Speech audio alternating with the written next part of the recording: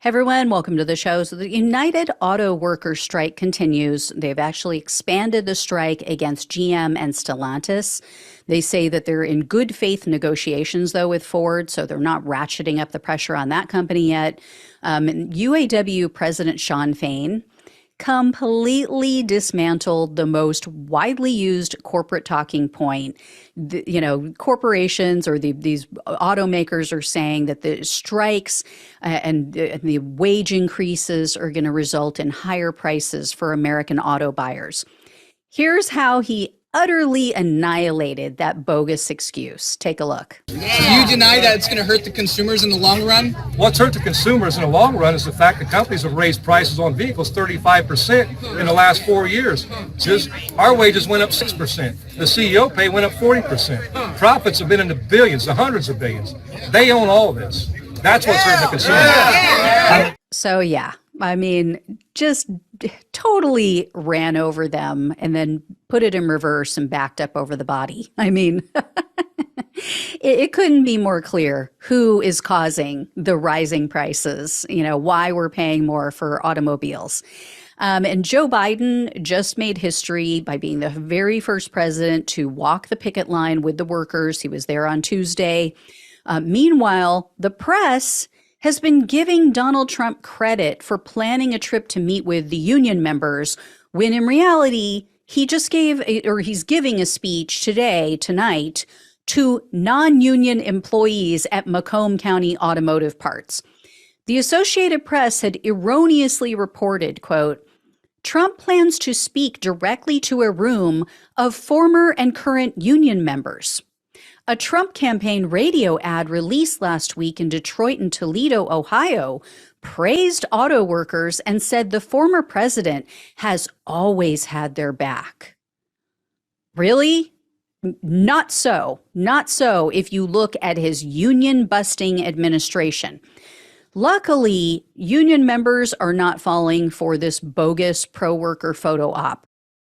A reporter from Status Quo was again on site. They were talking with union members, and here's what a couple of them had to say about Trump's publicity stunt. Trump is actually going to be speaking at a non-union facility.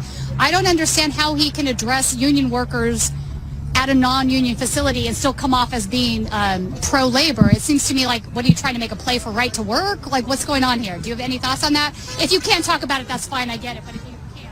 No, I don't think that Trump is pro-labor. I mean, it's just that simple. He's got a history, a very, very long, sordid history of not paying his workers.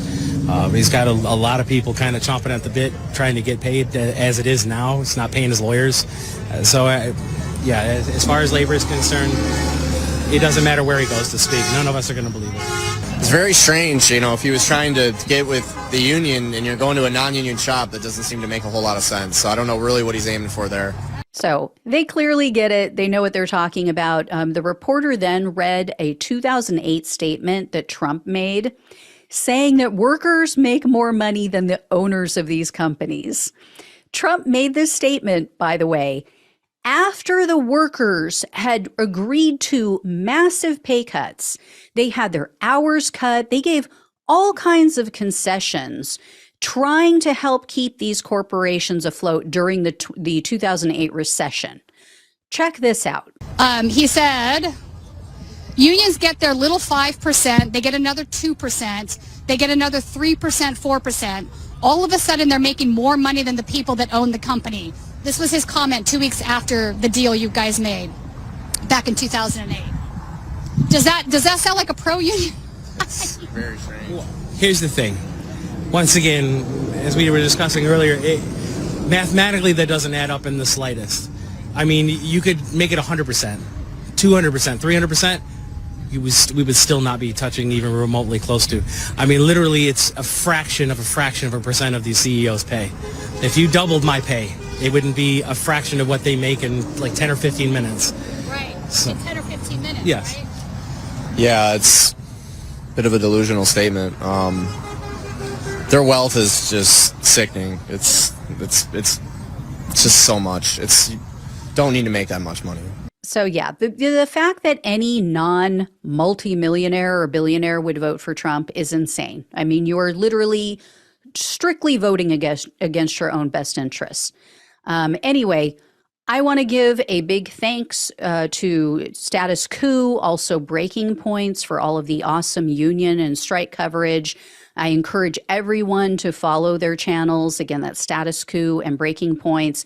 They have incredible content. Breaking Points is my favorite show. I don't know if I've ever mentioned that, but I watch it daily. They cover a lot of important topics that I don't cover. And, you know, I don't always agree with them on everything 100%. That would be weird. But I know that they are principled, honest people. I have a tremendous amount of respect for Sagar and Crystal. And on Wednesday, it's Ryan Grimm and Emily Jasinski who host. I also greatly admire and respect both of them as well. Again, you know, not all progressives like me, but we don't have to all agree on policies to agree to help people. So anyway, guys, love you all. Thank you all so much for watching and listening. Please like, share, and subscribe. I will talk with you soon. Take care.